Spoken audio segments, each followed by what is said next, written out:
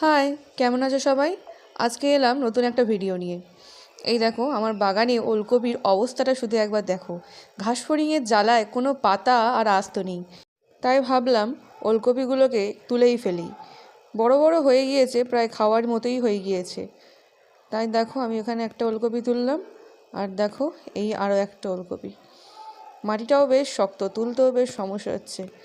এই যা ভেঙে গেল। তারা আর ওই দেখো আবার ভেঙে গেল। এ তো উঠছেই না, ভেঙে যাচ্ছে।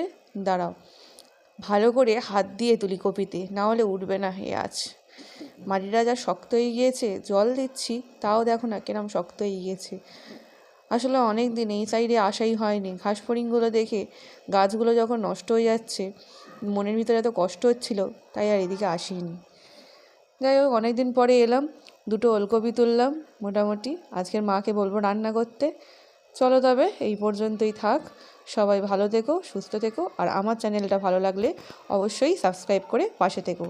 ধন্যবাদ, টাটা।